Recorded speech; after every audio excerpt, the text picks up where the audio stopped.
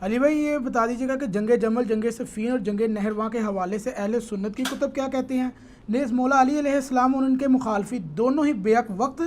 درست تھے، جبکہ آپ لوگ سیدنا مولا علی علیہ السلام کو خلیفہ بھی مانتے ہیں۔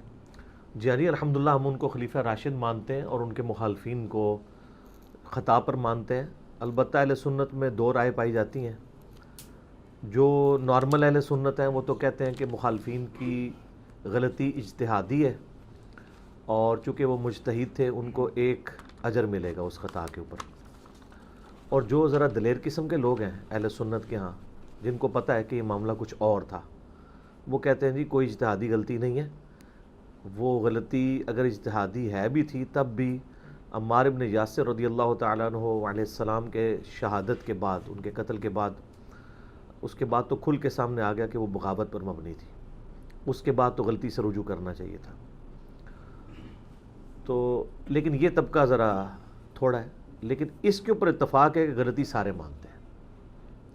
بخاری اور مسلم دونوں میں حدیث موجود ہے، نبی علیہ السلام نے فرمایا کہ حاکم وقت اگر اجتہاد کرے اور اس کا اجتہاد صحیح ہو تو اسے اللہ تعالیٰ کی طرف سے 2 اجر ملیں گے، اور اگر اس نے اجتہاد غلط کیا تو 1 اجر اس کو ملے گا۔ یہ حدیث حاکم کے بارے میں تھی، یعنی مولا علی علیہ السلام اگر جنگ جمل صفین نہروان پہ معاذ اللہ غلطی پر ہوتے تو ان کو 1 اجر مل ہی جاتا، اور جو وہ اب درست ہیں الحمدللہ، اہل سنت اہل تشیع دونوں مانتے ہیں، اور بخاری مسلم میں درجنوں حدیث اس پر گواہ ہیں، تو ان کو 2 اجر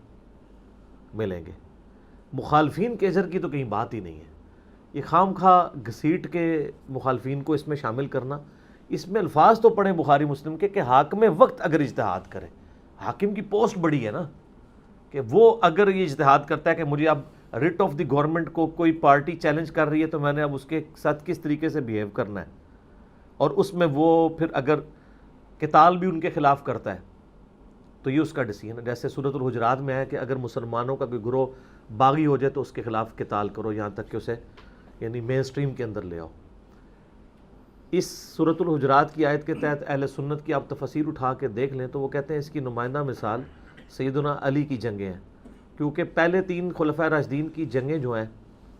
وہ تو ان میں کوئی جنگ آپ کو مسلمانوں کے خلاف نہیں ملتی ہے۔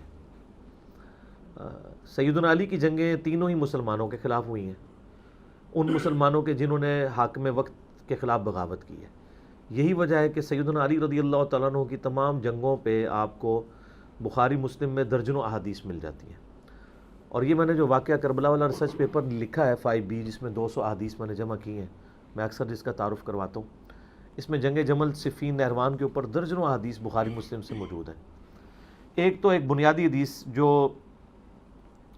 جامع ترمذی، سنن ابی داؤد اور سنن ابن ماجہ کے اندر موجود ہے کہ نبی علیہ السلام نے اپنی وفات سے کچھ عرصہ پہلے خطبہ دیا، بڑا بلیغ،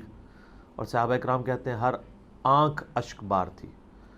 اور یوں لگ رہا تھا کہ آپ علیہ السلام کا یہ الوداعی خطاب ہے، اور لوگ جو ہے وہ رو رہے تھے۔ تو آپ علیہ السلام نے فرمایا کہ تم میں سے جو کوئی زندہ رہا ان قریب وہ بہت اختلاف دیکھے گا، تو ایسی صورتحال میں تم میری اور میرے خلفائے راشدین کی سنت کو لازم پکڑ لینا، علیکم بسنتی و سنت الخلفاء الراشدین المہدیین، اور اپنی دانتوں سے اس کو، جڑوں سے، اس کی داڑھوں سے مضبوطی سے پکڑ لینا، اور دین میں نئی نئی بدعات سے بچنا، ہر بدعت گمراہی ہے، اور سنن نسائی میں الفاظ ہیں کہ ہر گمراہی دوزخ میں لے جانے والی ہے۔ تو خلفائے راشدین کی سنت کو پکڑنا اور ان کے مخالفین کو اہل بدعت کہنا، یہ نبی علیہ السلام نے خود فرمایا۔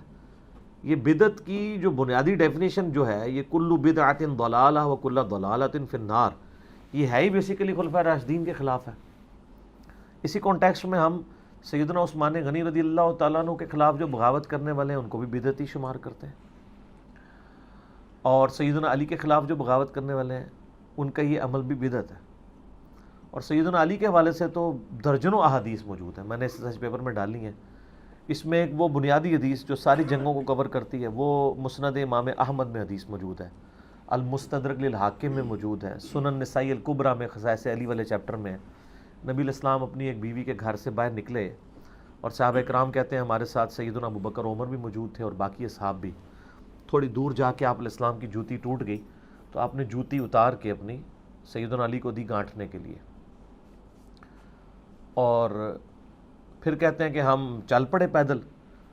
تھوڑی دور جا کے نبی علیہ السلام کھڑے ہو گئے کہ حضرت علی چونکہ جوتی گانٹ رہے تھے تو ان کا انتظار کرنے کے لیے۔ تو اس دوران پھر آپ علیہ السلام نے فرمایا کہ دیکھو اللہ تعالیٰ نے مجھے قرآن دے کر مبعوث کیا، لیکن ایز اے لاسٹ ریزارٹ مجھے قرآن پاک منوانے کی خاطر کافروں سے قتال کرنا پڑا، لیکن تم میں ایک ایسا شخص بھی ہے کہ جسے اس قرآن کی تعبیر کی خاطر مسلمانوں سے قتال کرنا پڑے گا قرآن منوانے کے لیے۔ تو سیدنا ابوبکر نے کہا انا یا رسول اللہ، آپ فرمائے لا، حالانکہ آپ علیہ السلام کا تقیہ کلام نہیں تھا لا، آپ لا کو اوائڈ کرتے تھے آخری درجے تک۔ سیدنا عمر نے کہا انا یا رسول اللہ، آپ فرمایا لا، بلکہ وہ شخص ہے جو میری جوتیاں گانٹ رہے ہیں۔ صحابہ دوڑے مولا علی کی طرف کہ آپ کے بارے میں یہ خوشخبری نبی علیہ السلام نے دی ہے کہ آن دا بہاف آف پروفٹ آپ مسلمانوں کے خلاف قتال کریں گے، جس طرح کہ نبی علیہ السلام نے قرآن منوانے کے لیے کافروں کے خلاف قتال کیا۔ تو سیدنا علی یہ بات سن کے صحابہ کہتے ہیں مسکرا پڑے۔ تو ہم سمجھ گئے کہ مولا علی کو یہ بات پتہ تھی کہ انہوں نے آن دا بہاف آف پروفٹ یہ جنگیں کرنی ہیں۔ اس صحیح حدیث کے بعد یہ تو وہم نکل گیا کہ سیدنا علی کو کسی جنگ کے اوپر کو پچھتاوا تھا۔ ان کو تو پتہ تھا کہ بھئی صحیح مسلم میں حدیث ہے علی سے محبت نہیں رکھے گا مگر مؤمن، علی سے بغض نہیں رکھے گا مگر منافق، صحیح مسلم 240۔ جس کی محبت ایمان کا حصہ ہو، اور اس حدیث میں تو خود مولا علی کہہ رہے ہیں صحیح مسلم کی کہ اس ذات کی قسم جس نے دانے کو پھاڑ کے اناج اگایا اور مخلوقات کو پیدا کیا، نبی امی نے مجھ سے یہ عہد لیا تھا کہ اے علی صرف مؤمن ہی تجھ سے محبت کرے گا اور صرف منافق ہی تجھ سے بغض رکھے گا۔ جس بندے کی محبت ایمان کا لٹمس ٹیسٹ ہو، اس شخص کو اپنے معاملات میں کیسے شک ہو سکتا ہے؟ ہو ہی نہیں سکتا۔ باقی یہ المصنف ابن ابی شیبہ میں جو روایتیں آتی ہیں کہ سیدنا علی جنگ جمل کے بعد روتے تھے، وہ اس لیے نہیں روتے تھے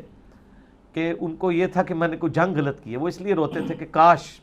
مسلمانوں میں جنگیں نہ ہوتی۔ جس طرح کہ سورہ مریم میں آتا ہے کہ سیدہ مریم کو جبرائیل نے آ کے عیسیٰ علیہ السلام کی بشارت دی، اس کے بعد تو شک نہیں رہنا چاہیے تھا، لیکن جب حضرت عیسیٰ کی ولادت ہوئی تو وہ کیا کہتی ہیں، کاش میں بھولی بسری ہو گئی ہوتی، مجھے یہ دن نہ دیکھنا پڑتا کہ میں اپنی قوم کا سامنا کیسے کروں گی۔ اس کا یہ مطلب نہیں تھا ان کو جبرائیل کے وعدے پہ یا اللہ کے وعدے پہ شک تھا، انسان ہے نا۔ تو سیدنا علی کو بھی دکھ تھا اس بات کا کہ کاش یہ دن نہ آتا کہ میں اس وقت بھی نبی علیہ السلام کے ساتھ تھا جب چند لوگ تھے، اور عرب میں ہم نے غلبہ حاصل کیا، پھر رومن اور پرشین امپائر بھی گر گئیں، اور آج ہمارے سامنے مسلمانوں کا شرازہ بکھر رہا ہے، اور میں اپنی کوشش کے باوجود اس کو سنبھال نہیں پا رہا مسلمانوں کی اندر کی ریشہ دمانیوں کی وجہ سے۔ تو اس کی وجہ سے وہ غم کھایا کرتے تھے، گریہ کیا کرتے تھے۔ تو یہ یعنی بنیادی حدیث ہے کہ آپ کو قرآن کی تعبیر کی خاطر جہاد کرنا پڑا مسلمانوں کے خلاف، اور وہ جنگ جمل، صفین، نہروان، تینوں ہمارے پاس موجود ہیں۔ المصنف ابن ابی شیبہ جو امام بخاری مسلم کے استاد ہیں، ان کی جو کتاب المصنف ابن ابی شیبہ ہے، آلموسٹ 38-39 ہزار احادیث کا مجموعہ ہے، اس کا آخری چیپٹر آپ پڑھ لیں، جنگ جمل، صفین، نہروان، تینوں کے اوپر علیحدہ چیپٹر ہیں کتاب الجمل میں نے کئی دفعہ دکھائے ہیں، وہ آلموسٹ میجورٹی حدیثیں میں نے اپنے ریسرچ پیپر میں کور کی ہیں، وہ ساری آلموسٹ وہاں پہ موجود ہیں، اور کئی حدیثیں بخاری مسلم میں بھی ہیں۔ آپ جنگ جمل کے بارے میں جو سیدہ عائشہ اور سیدنا طلحہ اور زبیر رضی اللہ عنہم اجمعین کا جو معاملہ ہوا، وہ ڈیٹیل طلب ہے میرے، اس کے اوپر جنگ جمل کے اوپر کلپ لاکھوں لوگوں نے دیکھے ہیں، وہ آپ دیکھ سکتے ہیں۔ مسند احمد میں حدیث ہے، مجموع الزوائد میں ہے، المستدرک الحاکم میں، اور کئی کتابوں میں، کہ نبی علیہ السلام نے فرمایا میری اس بیوی کا کیا حال ہوگا جس پہ حوب کے کتے بھونکیں گے۔ حدیث حوب پہ میرا کلپ لاکھوں لوگوں نے دیکھا، آپ یوٹیوب پہ دیکھ لیں۔ سیدہ عائشہ جب نکلی جنگ جمل کے لیے، اس وقت تو جنگ کا ارادہ نہیں تھا، بعد میں معاملات بگڑ گئے، تو حوب نامی جگہ پہ جب پڑاؤ کیا، وہاں پہ کتے بھونکے، تو انہوں نے کہا میں تو اب آگے نہیں جاؤں گی، میں نے تو نبی علیہ السلام سے سنا تھا کہ میری ایک بیوی کے ساتھ یہ معاملہ ہوگا۔ تو حضرت زبیر نے کہا کہ نہیں اماں آپ آگے چلیں، آپ کی وجہ سے شاید کوئی صلح ہو جائے۔ صلح کیا ہونی تھی، پھر وہ لڑائی والا معاملہ ہی ہوا۔ سیدنا علی کی شفقت کی وجہ سے حضرت عائشہ کی بھی جان بخشی ہوئی، انہوں نے بڑی عزت کے ساتھ ان کو واپس ان کے بھائی محمد بن ابی بکر کے ساتھ بھیج دیا۔ اب بھائی ان کا محمد بن ابی بکر حضرت علی کے ساتھ تھا، کیونکہ اس کی پرورش ساری حضرت علی نے کی تھی۔ حضرت بکر صدیق کی جو ایک بیوی تھی نا، اسماء بنت امیس، حضرت ابوبکر کی وفات کے بعد ان سے نکاح کر لیا تھا مولا علی نے، اور اسی سے محمد بن ابی بکر تھا۔ محمد بن ابی بکر کی اس وقت عمر آلموسٹ ہوگی کوئی 5-6 سال، تو اس وقت سے پھر حضرت علی نے ان کی پرورش کی ہے، اور وہ سیدہ عائشہ کو خیمے میں جا کے سمجھاتا تھا کہ آپ یہ غلط طرف جا رہی ہو۔ بعد میں حضرت عائشہ روتی تھی، صحیح بخاری میں آتا ہے، اور کہتی تھی مجھے میری سوکنوں کے ساتھ دفن کرنا، میں نہیں چاہتی کہ نبی علیہ السلام، ابو بکر، عمر کی وجہ سے لوگ میری تعریف کریں۔ اور مصنف ابن ابی شیبہ میں موجود ہے کہ مجھے نبی علیہ السلام کے بعد مجھ سے ایک ایسا نیا کام سرزد ہو گیا، اب میں بدعت کا لفظ نہیں بولتا، اردو میں ترجمہ کر دیتا ہوں، کہ یہ والا معاملہ۔ اور اس پہ شیخ البانی نے باقاعدہ سلسلہ حدیث صحیحہ میں کمنٹس کیے کہ اس نئے کام سے مراد ان کا جمل کے لیے نکلنا تھا، وہ قرآن میں موجود ہے نبی کی بیویوں گھروں میں ٹھہری رہو، تو ان کو اس بات کا غم تھا کہ مجھ سے یہ غلط کام ہوا ہے۔ اور یہ یعنی جنگ جمل کے حوالے سے واضح حدیث موجود۔ پھر عمار بن یاسر علی حدیث تو بخاری مسلم دونوں میں ہے کہ سیدنا عمار بن یاسر کو نبی علیہ السلام نے دیکھا غزوہ خندق کے موقع کے اوپر یا مسجد نبی کی تعمیر کے دوران، باقی لوگوں نے ایک ایک پتھر اٹھایا ہوا ہے اور انہوں نے 2 بھاری پتھر اٹھائے ہوئے ہیں، یعنی اتنے وہ دین کے لیے جذبہ کرنے والے تھے۔ تو نبی علیہ السلام نے ان کی مبارک داڑھی سے مٹی جھاڑی اپنے ہاتھوں سے، اور پھر کہا واہ عمار، عمار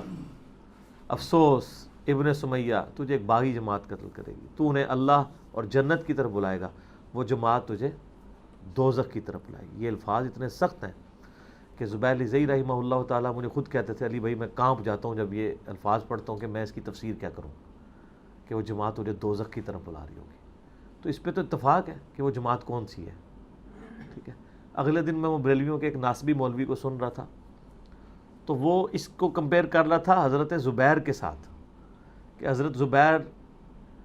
جب آپ کو پتہ نا سلسلہ حدیث صحیحہ میں شیخ البانی میں ساری روایتیں بھی جمع کی ہیں حاکم کے ریفرنس سے، کہ جب حضرت زبیر جنگ جمل کے لیے آئے نا، تو حضرت حسن بن علی نے بتایا کہ آ گئے حضرت زبیر، آپ کے پھوپھی زاد آپ سے بڑا لاڈ کرتے تھے، آج تلوار اٹھا کے۔ تو حضرت علی نے ان کو پھر باہر نکل کے کہا کہ زبیر یاد ہے کہ نبی علیہ السلام نے تم سے ایک دن فرمایا تھا جب تم مجھ سے بڑا پیار کر رہے تھے کہ ایک دن تم علی کے خلاف تلوار اٹھاؤ گے، تم ظالم ہو گے۔ تو ان کو وہ حدیث یاد آ گئی، تو وہ فوراً پلٹ گئے جنگ چھوڑ کے۔ تو یہ ہو سکتا ہے بھول جائے۔ قرآن میں آتا ہے کہ حضرت یوسف علیہ السلام نے جو 2 قیدی تھے، ایک قیدی کو جب آزادی ہونے لگی، جس کی بشارت حضرت یوسف نے دی تھی اور کہا تھا اپنے بادشاہ سے میرا ذکر کرنا، یہ تو کبھی بھولنا ہی نہیں چاہیے تھا اس کو، تو وہ 9 سال وہ بھولا رہا۔ تو حضرت زبیر بھی بھول گئے، تو کوئی ایسا مسئلہ نہیں۔ اگر کوئی اس حدیث پہ اعتراض کرتا ہے تو قرآن میں تو اس سے بھی بڑا واقعہ ہے، تو اس کا بھی آپ مذاق اڑائیں گے؟ یہ ہو سکتا ہے شیطان جب بھلا دے تو وہ حضرت علی کے فوجی نے جا کے قتل کر دیا۔ جب حضرت علی کو خبر پہنچی تو انہوں نے کہا کہ میں زبیر کے قاتل کو جہنم کی بشارت دیتا ہوں، کیونکہ نبی علیہ السلام نے فرمایا تھا کہ زبیر کا قاتل دوزخ میں ہے۔ تو وہ شخص پھر کہنے لگا ہم آپ کی خاطر، ان کا میں نے تمہیں بھیجا تھا، اسی لیے اطاعت امیر کا حکم ہے، تو وہ پھر خارجیوں میں شامل ہو گیا۔ تو وہ ناسبی مولوی جو ہے نا وہ بریلویوں کا، وہ کہتا ہے کہ جی اس بنیاد پہ پھر آپ حضرت علی کی پارٹی کو بھی پھر دوست کی پارٹی کہیں، کیونکہ حضرت علی نے خود ہی کہا ہے کہ زبیر کا قاتل جو ہے وہ دوست کی ہے۔ زبیر کے قاتل کو دوست کی کہا ہے نا، اس قاتل کی جماعت کو تو دوست کی نہیں کہا، اس کو تو مولا علی خود کہہ رہے ہیں۔ یہاں الفاظ ہے کہ عمار کو ایک باغی جماعت قتل کرے گی، اس پوری پارٹی کو جو مولا علی کے خلاف کھڑی ہے باغی جماعت دوزخ کی طرف لانے والی کا۔ تو آپ دیکھیں چھوٹے چھوٹے فرق کے ساتھ یہ منطق لڑا کے کس طرح اینالوجی سیم بنانے کی کوشش کرتے ہیں، ٹھیک ہے۔ تو یہ کیا سمجھتے ہیں لوگ گھاس کھاتے ہیں؟ ہمیں نہیں پتا کہ آپ 2 بالکل ڈیفرنٹ چیزوں کو ایک بنا کے پیش کر رہے ہیں۔ تو یہ کلپ میں نے حالیہ دنوں میں دیکھا، تو وہ ایک ٹی وی چینل پہ، ایک انگلینڈ سے ٹی وی چینل چلتا ہے، تو وہ ناسبی بیٹھ کے تو اس طرح کی باتیں کر رہا تھا۔ تو جاہل آدمی مطلب پتہ ہی نہیں ہے کہ 2 چیزوں ڈیفرنٹ چیزوں کو آپ ایک طرف ایک انڈیویجول ہے، ایک طرف پوری جماعت کو کہا ہے۔ حالانکہ وہاں بھی ایک انڈیویجول بھی تھا، مسند احمد میں موجود ہے، ابو الغادیہ نام کا بندہ ہے، صحابی ہے، اور عام صحابی نہیں ہے، صلح حدیبیہ کا صحابی ہے۔ اور مسلم شریف میں حدیث ہے کہ جو لوگ جنہوں نے بیعت رضوان میں میرے ہاتھ پہ بیعت کیا ان کو دوزخ کی آگ نہیں چھوئے گی۔ یہ حدیث مسلم شریف میں ہے، ابو داؤد میں بھی ہے، صحیح مسلم میں بھی موجود ہے۔ ابو الغادیہ جو ہے وہ اصحاب شجرہ میں سے ہے، لیکن اس حدیث کے تحت دوسری طرف مسند احمد میں وہ خود ہی ابو الغادیہ کا چیپٹر آپ نکال لیں، ابو الغادیہ پوری زندگی روتے تھے کہ مجھ سے عمار ابن یاسر کا قتل ہو گیا، ٹھیک ہے، اور وہ کہتے تھے کہ نبی علیہ السلام نے تو فرمایا تھا عمار کا قاتل اور مال لوٹنے والا دوزخ میں ہے،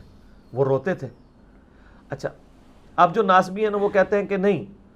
عمار کا قاتل اور مال لوٹنے والا دوزخ میں ہے، تو ابو الغادیہ جو ہے نا چونکہ اس کو فضیلت حاصل ہو چکی ہے اصحاب شجرہ کی، لہٰذا اس پہ یہ فٹ نہیں ہوگا۔ اچھا، حالانکہ خاص دلیل سے عام ختم ہوتی ہے، عام دلیل سے خاص چیز نہیں ختم ہوتی، وہ عام دلیل ہے، یہ خاص ہے، ٹھیک ہو گیا، یہ خاص چیز جو ہے اس کو عام دلیل سے ختم کر رہے ہیں۔ ویسے دوسری جگہ جو ہے نا ان کو جب کہنا وَإِذَا قُرِئَ الْقُرْآنُ فَاسْتَمِعُوا لَهُ، تو کہتے ہیں یہ تو عام ہے، خاص یہ ہے لا صلاۃ لمن لم یقرأ بفاتحۃ الکتاب، تو کہتے ہیں اس سے وہ عام ختم ہوتا ہے۔ ادھر انہوں نے اپنے قانون ہی الٹ کر دیا ہے، عام چیز سے خاص ختم کر دیا ہے۔ ایون ابن حجر اسقلانی نے بھی کیا، شیخ البانی رحمہ اللہ جو محدث اعظم سعودیہ تھے، پھر سعودیہ سے بھی چلے گئے۔ محدث اعظم سعودیہ اس لیے کہا جاتا ہے کہ سعودیہ کا مفتی اعظم بن باز کہتا ہے کہ میں نے نیلی چھتری کے نیچے اس سے بڑا حدیث کا کوئی عالم نہیں دیکھا۔ اس وقت مدینہ یونیورسٹی میں، ام القرا یونیورسٹی مکے کے اندر سارے استاد جتنے ہیں وہ سارے شاگرد ہیں شیخ البانی کے۔ تو شیخ البانی رحمہ اللہ نے پھر ابن حجر اسقلانی کے اوپر گرفت کی ہے، انہوں نے کہا کہ یہ بہت غلط اجتہاد آپ نے کیا ہے۔ جب نبی علیہ السلام اس کو کہہ رہے ہیں کہ مار کا قاتل اور مال لوٹنے والا دوزخ میں ہے، تو اب اصحاب شجرہ والی جو فضیلت ہے اس سے وہ باہر نکل گیا، کیونکہ یہ اسپیسیفائی ہو گیا نا، یہ خاص دلیل ہوگی، ٹھیک ہے۔ باقی وہ دوزخ میں ظاہر ہے ہمیشہ کے لیے نہیں رہیں گے، یہ تو ہم بات نہیں کریں گے، جس نے کلمہ پڑھا الٹیمیٹلی ایک دن اپنا عذاب بھگت کے جنت میں چلا جائے گا۔ لیکن ابو الغادیہ صحابی بھی ہیں، مسند ابو الغادیہ پورا چیپٹر ہے مسند امام احمد میں، اور وہ مسند ابو الغادیہ نکال لیں تو اس میں یہی ساری حدیثیں ہیں، ان کی رونے کی اور یہ کرنے کرانے کی، 4-5 حدیثیں ہیں ٹوٹل، ٹھیک ہے، حدیث کی کتابوں میں۔ تو وہ پوری زندگی روتے تھے اور کہ بھی عمار کا قتل مجھ سے ہو گیا، ان کو بھی یعنی اس چیز کا احساس ہو گیا، لیکن ان پہ صرف فٹ نہیں ہوا۔ بخاری کی حدیث ہے 2812، عمار کو ایک باغی جماعت قتل کرے گی، حالانکہ قتل تو ایک بندے نے کیا ابو الغادیہ نے، اور وہ رو بھی رہا ہے کہ میں نے انڈیویجول نے کیا ہے، لیکن پوری جماعت کو رگڑے میں آ گئی ہے، اس لیے کہ وہ جماعت جو ہے نا اصل میں وہ ایک بغاوت کے اوپر ہے، ٹھیک ہو گیا نا، اس نے پورا سٹانس لیا ہوا ہے۔ اس لیے تو المصنف ابن ابی شیبہ میں موجود ہے نا کہ مولا علی کہتے ہیں جب ان سے اہل صفین کے بارے میں پوچھا گیا، میں نے اس پمفلٹ میں بھی ڈالا ہے، انہوں نے کہا میں امید کرتا ہوں کہ میرے ساتھی تو ہے ہی جنتی، کیونکہ انہوں نے خلیفہ راشد کی طرف سے قتال کیا اور شہید ہوئے، میں امید کرتا ہوں میرے مخالفین بھی جو ہے وہ اللہ تعالیٰ ان کو معاف کر دے گا جن کو ان کے سرغنہ نے ورگلایا۔ پھر قیامت والے دن معاملہ اللہ کی بارگاہ میں میرے اور معاویہ کے درمیان طے پائے گا، ٹھیک ہے نا جی۔ یہ حصہ چھپا دیتے ہیں یہاں پہ کچھ اہل حدیثوں نے نا، یعنی حضرت علی کے مخالفین کے دفاع کے لیے کتابیں لکھی ہیں نا، تو وہ اتنا ہی لکھتے ہیں کہ دیکھیں حضرت علی تو خود کہہ رہے ہیں کہ میرے بھی جنتی ہیں مخالفین بھی جنتی ہیں، آخری الفاظ نہیں نکالتے کہ پھر معاملہ میرا اور معاویہ کے درمیان طے پائے گا، ٹھیک ہے نا۔ یہ بھی حضرت علی کی اسیسمنٹ ہے، ہو سکتا ہے کہ صرف حضرت معاویہ والا معاملہ نہ ہو، باقیوں کا بھی ہو، یہ ان کی ایک امید ہے، انہوں نے کہا مجھے امید ہے، وہ تو اللہ نے فیصلہ کرنا نا، آخرت کا فیصلہ تو ہم یہاں بیٹھ کے نہیں دنیا میں کرتے۔ دوسری طرف المصنف ابن ابی شیبہ میں مولا علی نے قنوت نازلہ بھی پڑھی ہے، اللہم علیک بمعاویہ و شیعہ، اے اللہ معاویہ اس کے شیعہ کو برباد کر، عمر ابن عاص اور اس کے شیعہ کو برباد کر، جو ہے ابا سلمی اور اس کے شیعہ کو برباد کر۔ ان کو تو انہوں نے معاف نہیں کیا۔ اہل جمل کے بارے میں تو آپ نے مطلب نرم رویہ رکھا ہے، کیونکہ ظاہر ہے وہ حضرت طلحہ بھی چھوڑ گیا، المصلی الحاکم میں آتا ہے، تو مروان نے خود ہی ان کے گھٹنے میں تیر مار دیا کہ اس کی وجہ سے جنگ ہم ہار گئے، تو اہل جمل کو بھی معاف کر دیا۔ اور آپ اہل نروان والوں کے بارے میں آ جائیں تو بخاری مسلم میں حدیثیں ہیں کہ نبی علیہ السلام نے فرمایا تھا کہ اس طرح کی ایک قوم نکلے گی، اور جب میرے یعنی اس ماننے والوں میں مسلمانوں میں 2 گروہ بن جائیں گے، تو ان میں سے جو گروہ اقرب الی الحق ہوگا وہ قتال کرے گا اس خوارج کی جماعت کے ساتھ، ٹھیک ہے، وہ روئے عرض کے سب سے بہترین لوگ ہوں گے، وہ خوارج کے خلاف لڑنے والے مولا علی کے ماننے والے لوگ جو جنگ نہروان ہوئی ہے۔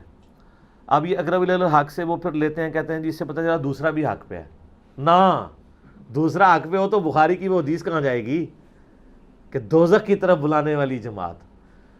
باغی جماعت۔ اقرب الی الحق جو ہے یہ عربی کا سٹائل ہے، پھر میں نے اس پمفلٹ پہ باقاعدہ اس کا جواب دیا ہے کہ اس سٹائل کی یہ تو آیت ہے نا،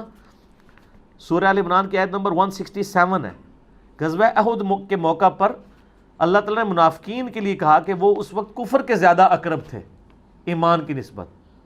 تو اس کا مطلب منافقین میں ایمان بھی تھا؟ نہیں، منافق تو ہوتا ہی کافر ہے. تو کہا اقرب، یہ اقرب کا مطلب حق والا اس کے تحت.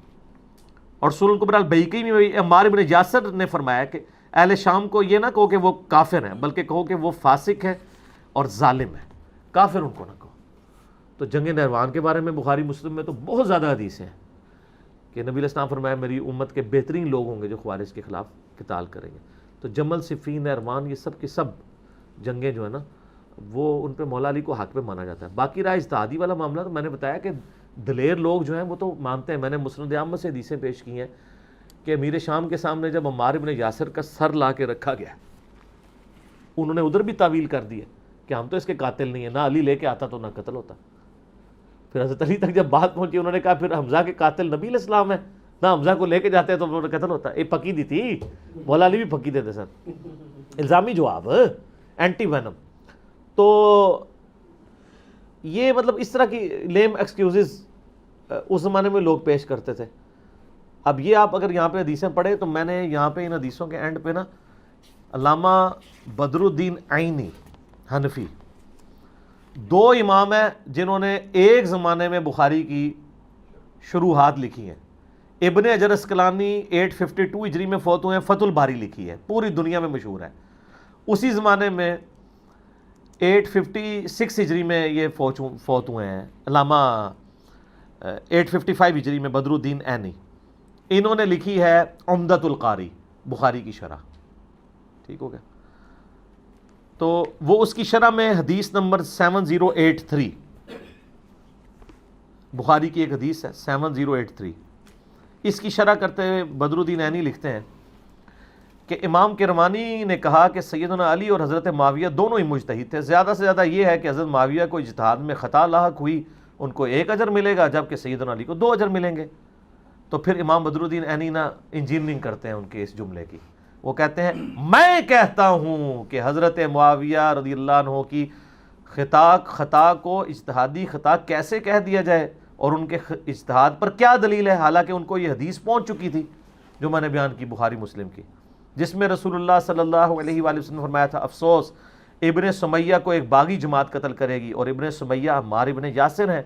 اور ان کو حضرت معاویہ کے گروہ نے جنگ صفین میں قتل کیا. کیا حضرت معاویہ اس پہ راضی نہیں ہے کہ ان کو برابر چھوڑ دیا جائے، چہ جائے کہ ان کو سیدنا علی کے خلاف بغاوت کرنے پہ 1 اجر بھی ملے؟ وہ کہتے ہیں اجر سنا رہے ہیں ان کو صحابیوں نے کہ اللہ تعالیٰ چھوڑ دینا، یہی ان کے لیے فضیلت کافی ہے. تو اجر کہتے ہیں کہاں سے؟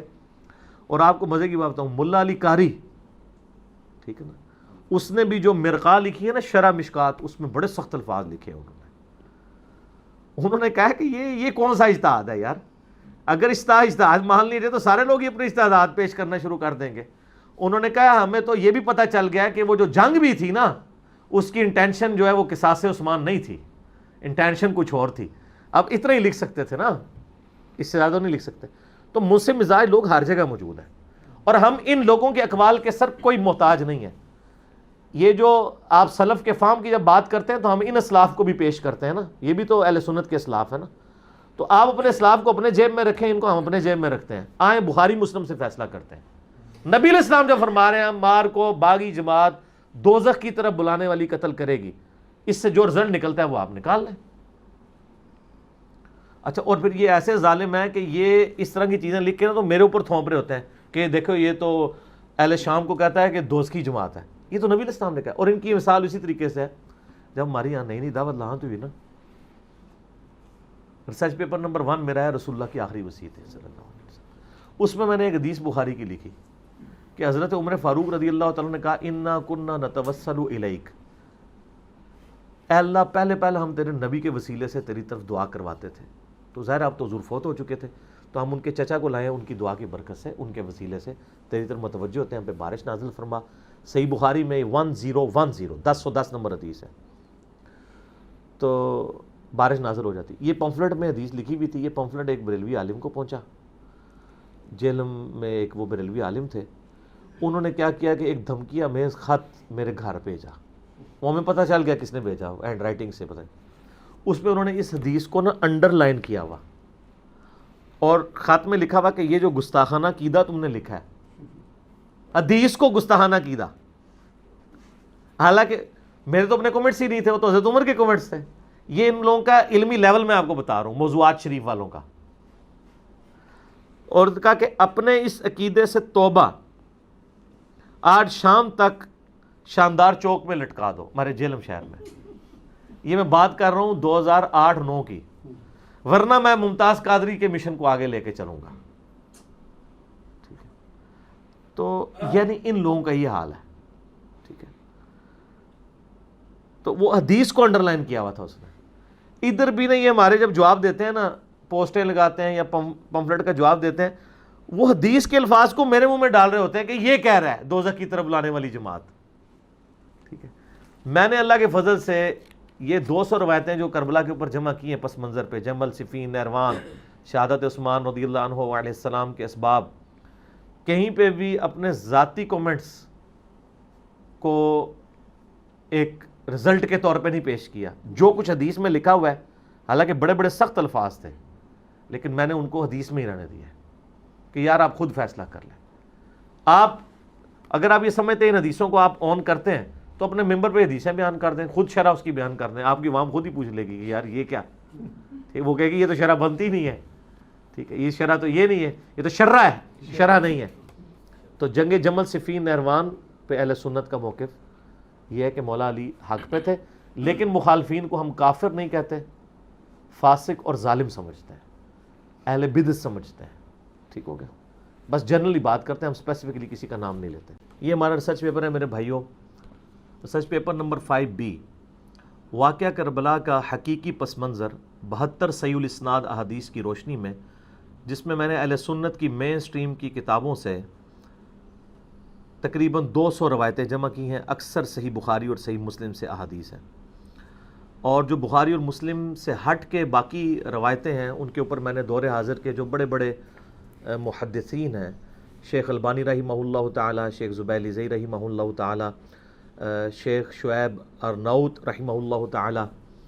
اس کے علاوہ سلیم اسد حفظہ اللہ تعالی،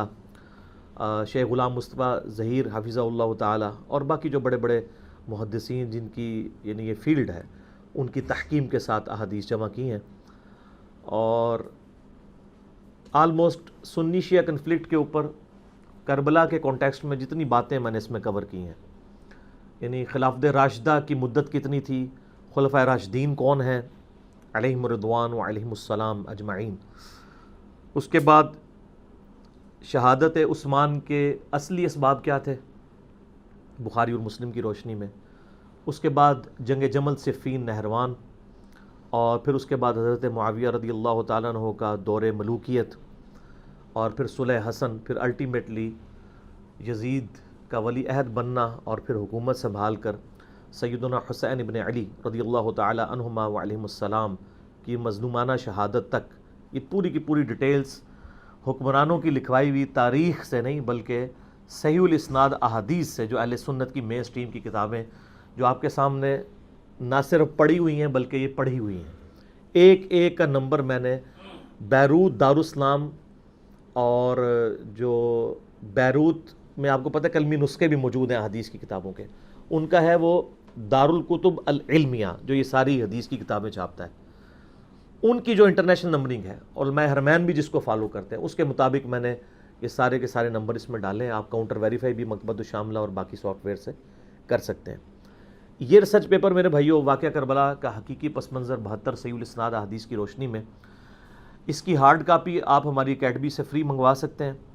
اس کے لیے آپ ہمارے اکیڈمی کے نمبر کے اوپر رابطہ کر سکتے ہیں، +92-321-5900-162، +92 کے کوڈ کے ساتھ 321-5900-162. صبح 9 سے لے کر ظہر تک، اور شام کو عصر سے لے کر مغرب تک یہ یعنی فون اویلیبل ہوتا ہے.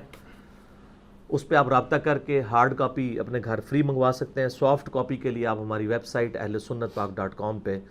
جا کے ڈاؤن لوڈس والے پورشن سے اسے ڈاؤن لوڈ بھی کر سکتے ہیں. یہ سافٹ ویئر جو عربی اویلیبل ہیں یا اردو اویلیبل ہیں، ان میں جو آپ کے پاس آلریڈی PDF بھی اویلیبل ہیں حدیث کی کتابوں کے جو انٹرنیشنل نمبرنگ پہ ہیں، آپ